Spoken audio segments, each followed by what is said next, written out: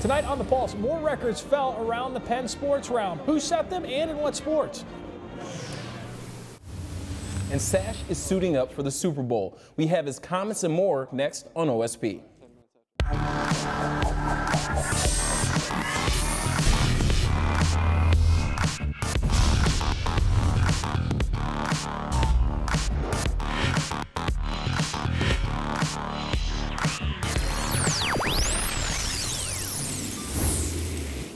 Welcome to The Pulse, and we're your hosts. I'm Jason Madison. And I'm Jason Van Zetten. Over the weekend, William Penn basketball fans had to hold tight onto their seats as the ranked Mustangs from Mount Mercy galloped into town. The men's NAIA 25th ranked team was in a three-way tie with WPU for second in the MCC, while the ladies from Mount Mercy were ranked 15th. So were the Navy and Gold able to drop two of the premier teams in the nation? We head to the Penn Zone to find out. Dressed in navy, gold, and pink for the Coaches versus Cancer game, the Lady Statesmen were up 31-22 entering the second half and looked to widen the gap. 3 minutes into the second half, and Mount Mercy couldn't corral the loose ball, and sophomore guard Oriel Thomas finds Katie Golumsky trailing, and the freshman knocks down this three to send Penn up 34-24. But moving ahead to the 11-minute mark, the Mustangs drew the game closer with this nice ball movement to find their open teammate in the paint. The visitors are only down 3, 38-35. Mount Mercy soon took the lead, 40-38, but WPU still in it. Golumsky drives and dishes it off to Susan Smith, who finds Sarah Martin wide open from long range, and she hits nothing but net. The Lady Statesmen are now back on top, 41-40. Then the next trip down, with a little over 8 minutes to play, Smith sets up on the far side and gives the ball to Martin, who distracts the defenders just enough to get the ball to Megan Evangelista, who was red hot off the bench. She drained this three to give Penn the lead 44-40. But there shortly after, the game is again knotted up, and Penn finds Evangelista open on the far wing, and she buries this trifecta 47-44. Fast forwarding to the final minute of the game, and the home team is down 3, and Golumsky's floater is offline. But Penn recovers and gets the ball to Martin at the top of the key. Unfortunately, on her crossover, she ends up losing her handle and turns the ball over. Mount Mercy would go ahead to extend its lead by sinking its final free throws and escape 55-49. Second half woes hurt the Lady Statesmen in their almost upset. Both teams were off their mark Saturday, with Mount Mercy holding a mere 33% to 32% edge in field goal percentage. But the home team was whistled for a total of 25 fouls compared to 13 by the Mustangs. Katie Golumsky started out hot, but then cooled off in the second stanza and managed a team-high 12 points. Sophomore Megan Evangelista was a bright spot off the bench with 11 points in just 19 minutes of play. Sophomore Oriel Thomas, the team's leading scorer, was blanketed the entire game, managing just 4 points on 2 of 5 shooting. Bouncing over to the men's side, early on in the game it looked like a blowout for Willie P. But a late surge by the 25th ranked Mustangs had head coach John Henry wishing one of his players would step up and have a breakout game. So did anybody do it? We're going to head out to the Penn Zone to find out with J-Mac. Sporting the Tyler Sash Get Better, Not Bitter shirts, the Statesmen had that type of mindset in the second half when the pressure was on. In this seesaw battle with 16 minutes to go, Willie P was down, and both teams stepped up their defense. Here, number 44, Keith Steffick, stays on his toes in transition to get back in time to block this shot. But the Mustangs retaliate, and Blake Walker tries to lay it in. Fortunately, Alan Douglas was right there to get the board and put it back. Next trip down, and Douglas does it again. He catches the ball and takes 3 quick steps to get around the defender and deposits off the bank. Then the home team gets careless and lets this one slip away for the easy 2. The visitors are down a point with 12.5 minutes to go. That's when Taylor Stoutner took over from three-point land. Let's start by counting them out. 1. Here's number 2 off the screen.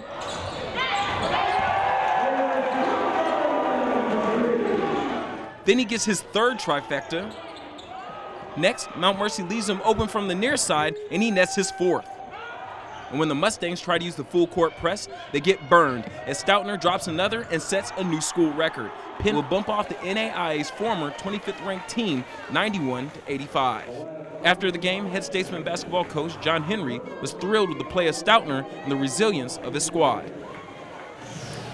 We got out to an 18-1 run to start the game, and then they came back and actually led by 2 at half.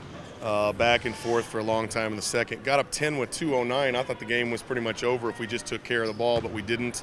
But Taylor Stoutner was amazing today. We needed every bit of his shooting ability. He'll even tell you this isn't one of his better shooting days, but he just had that many opportunities. Very happy with our guys to not fold after that happened as well. It's very difficult when you're the team that kind of loses that lead right at the end. The momentum goes to the other team, and I thought we held on, made enough free throws down the stretch. On the shoulders of the most ridiculous and impressive perimeter performances in school history, the William Penn men's basketball team hung on to second place in the conference with another win over a ranked opponent from the MCC. Taylor Stoutner dropped a career-high 32 points, 10 of 22 from behind the arc. The junior's 10 trifectas not only broke the school record of 8 three-pointers made in a game, but also snapped the mark in a single-game attempts. The previous mark was set twice at 15. Stoutner also became the single-season record holder for three-point attempts at 268. Now that is just one behind Jacob Spielbauer for single-season made shots with 100. Both of these records were set by Spielbauer during the 2006-2007 season. I was struggling in the first half. I kept shooting a lot of attempts in the first half, and then the team found me in the second half, and I was able to knock some down. And Coach Henry said this wasn't your best shooting day, but still you were able to knock down a record for the books. I got a lot of attempts today. I mean, I didn't shoot a good percentage, but when they're in the zone, it gave me a lot of attempts. My teammates found me open for some good shots, knocked a few down. Complimenting Stoutner's performance was Keith Stefik, who scored from all over the floor for his second double-double of the year. The junior added 22 points collectively and 11 rebounds, while sophomore Blake Walker matched him in his sixth double-double, 13 points and 11 rebounds. Now, making shots wasn't the issue for the Statesman, but holding on to the ball was. The Statesman committed 25 turnovers, the most since November 26, when they lost the ball 29 times against Grinnell. Saturday's win keeps William Penn second in the MCC, tied with Ashford and 2 games back from St. Ambrose. Stoutner's performance netted him his first MCC Men's Basketball Player of the Week honor. For the year, he's averaging 16 points and 5 rebounds per matchup. He has also posted 31 assists, 5 blocks, and 14 steals. Both Penn squads hit the road this Wednesday for La Crosse, Wisconsin, to meet Viterbo in another MCC face-off. Here's a glance at how they fared.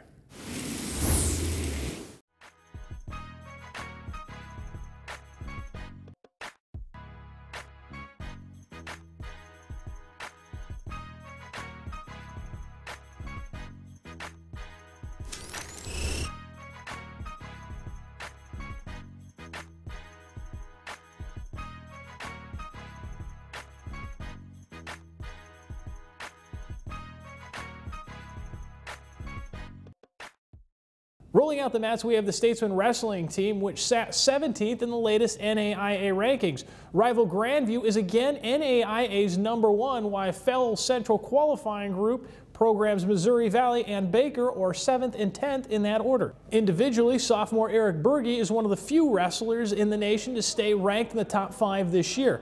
Berge has 4 falls this year to remain undefeated at 12-0, making him #1 at 149 pounds.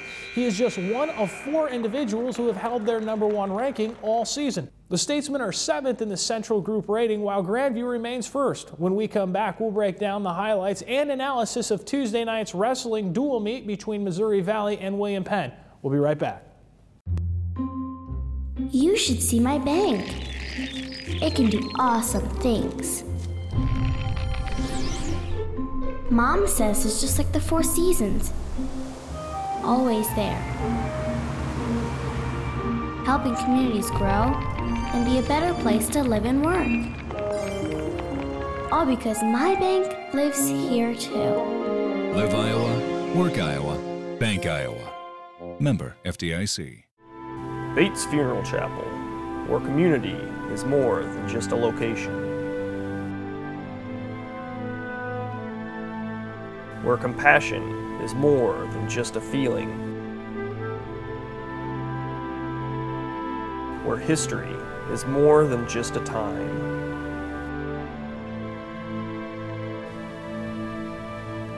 Bates Funeral Chapel, where service is more than just a word. The doctor is in and no appointments are needed. Come to Dr. Salami's today and let the doc heal your hunger.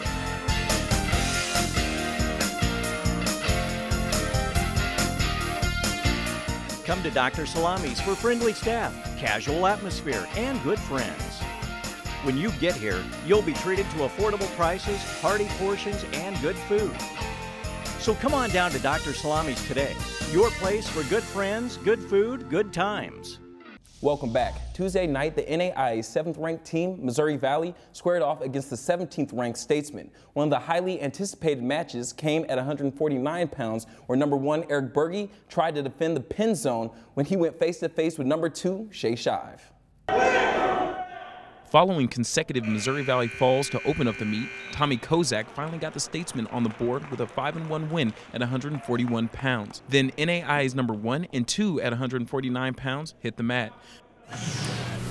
Berge took Shay Shive down early and often in the first period, flying out to a 6-2 lead after 3 minutes of action. With advantage well in hand, he was able to back off and cruise to an 8-3 victory. The host team then lost the next 4 matches and trailed 28-6, entering 197 pounds. While the Vikings had the match wrapped up, Penn senior Chris Diaz was radiating pride and was not about to hand his match over. The senior scored his squad's final points while dominating 10-zip in a major decision over his opponent. The Statesmen have to refocus and reload as they travel to Sioux City Saturday to compete in the Briarcliff Open.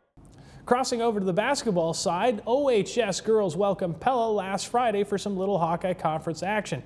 The last time these two met, the Indians were crowned the victor with a 38-36 win. This time around, it was the visitors' turn. Pella pounced out early to lead 14-7 after the first quarter and rode that all the way to the second half, going up 29-21. From there, the Dutch would hang on. The maroon and white looked like themselves in the second stanza, but it wasn't enough to pull off the rally, falling 53-48. Junior McKenna Veldhuizen topped her team with 15 points, followed closely by Kenzie Gott and her 13 points.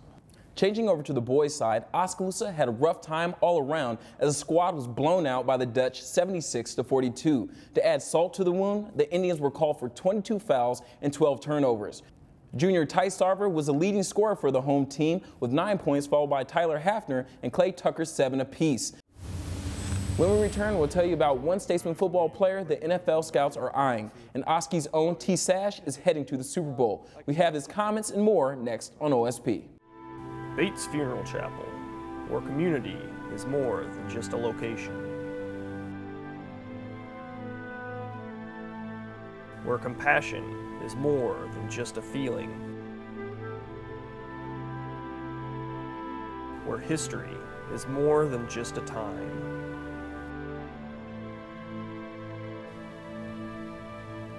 Bates Funeral Chapel, where service is more than just a word.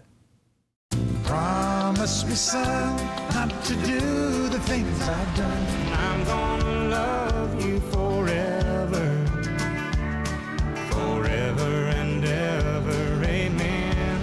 I'm begging of you, please don't take my man. I turned 21 in prison, doing life without parole. The biggest stars, the classic hits, KIIC. They're back at it again. Those talented elves have adorned Mahaskadrug and Oskaloosa with 150 beautifully decorated Christmas trees, tens of thousands of ornaments, decorations, crafts, and gifts for anyone on your Christmas shopping list. It's a fun store to shop, loaded with Christmas decor that'll make you smile, make you laugh, make you want to share. Mahaskadrug is open weeknights till 9, so come into town and see what everyone is glowing about. Mahaskadrug and Oskaloosa, it's big, really big. Welcome back. 2 weekends ago, William Penn football program held its annual banquet with more than 100 coaches, recruits, players, and their families were on hand for the special event. In related news, all but one senior was in attendance. Defensive lineman Damon Harrison left Oskaloosa for a rare opportunity. Harrison, a first-team All-Midwest League pick and third-team All-American by Beyond Sports College Network, this past fall was invited to play in an All-Star game and will also host his own pro day. The Players All-Star Classic has invited the interior linemen to the inaugural game in Little Rock, Arkansas. The Classic will be held at War Memorial Stadium on Saturday, February 4th, and it will be televised on Comcast in many southeastern states. On the field this Saturday will be players from all college levels who are prospects for the 2012 NFL Draft. As one local player gears up for a possible NFL career, Oskaloosa's very own Tyler Sash is headed to the Super Bowl this Sunday. The Giants rookie suffered a concussion 2 weeks ago in the NFC Championship game against the San Francisco 49ers. The 23-year-old has been examined and cleared by the team to suit up for the big stage this weekend. Here are a few comments Sash gave to a field of reporters for his first practice back with the G-men last Thursday. I felt good, and I've been feeling well, and passed all the tests yesterday, and was happy to be out there today, and felt good to be out there. For a guy who spends a lot of time on special teams, when you see how that game ends, you know, I mean, it looks like no one may ever score. Yeah. But I mean, you know, as a defensive guy, you like that too. It's that kind of game. But no, it looks like no one may ever score. That one guy reaches out and gets the ball, and the other guy takes it. You know, how much does that pump up the whole special teams group that we make a difference? Oh, that's awesome. We actually, we were talking about how we didn't get any turnovers, you know, since it's been a long time since we had a special teams turnover, and we got 2 in this game, which were huge plays in the game for us. And obviously the last punt where Jaquan stripped the ball and Devin recovered it, it was huge for us, and basically ended up winning the game with that one play. So it's a huge momentum boost for the team. And for the special teams as well, you know, and all 3 phases are working together, and if special teams are doing well, then you're setting up the offense and helping out the defense, pinning them down. So it's all working together. You kind of project and think, you know, hey, it worked in the NFC Championship game, that, you know, you or somebody else could make that kind of play in the Super Bowl. Yeah, you know, that's something we definitely talk about each and every week. Special teams can change or break the game for you. You know, if you give up a long punt return or a kickoff return, that hurts. Get a punt block, that hurts. You know, but if you turn around and take the ball away from them or get a punt blocked and change the field position, you know, that's going to help. We'd love to get Eli in plus territory. You know, he would love that instead of having to drive the full length of the field. You looking forward to this next week coming up, going out there and just, you know, stuff you always see on TV, media day, and this stuff and that stuff? Definitely, you know, biggest game. I mean, I've watched every Super Bowl since I can remember, and for some people this is a once-in-a-lifetime thing, and being a rookie, I'm blessed. First year in, I'm in the Super Bowl, you know, so I'm definitely going to try to take full advantage of it. That's it for this week's show. Be sure to catch replays of OSP Fridays at 10 p.m., Saturdays at 7 a.m., 10 a.m., and 10 p.m., as well as Sundays at 8 a.m., 11 a.m., and 10 p.m. here on MCG Channel 7. And if you're surfing the web, you can catch us online at www.critv.org. So Jay, Media Day, Tyler Sash, a lot of people on there, but probably the most impressive thing is they're all working on their dance moves. Check them out.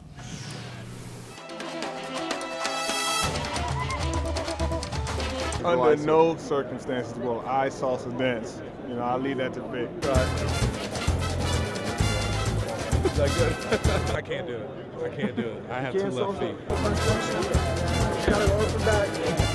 Up and back? I don't salsa. No salsa for me. I apologize. Come on, get up there. Y'all get a sample. That's like rough.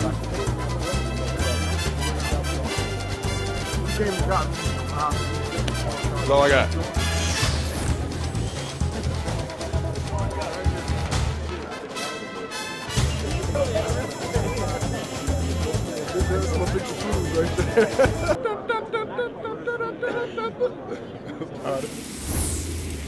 Now, Jay, hopefully they've had some time to work on their Victor Cruz moves. What about you? I mean, what do you think? Well, he's not the only one that can be on America's Got Talent. There's some other people here that have their salsa going on. I'm Jason Van Zett, next to Jay Madison. We'll be back next Friday with a new episode of OSP.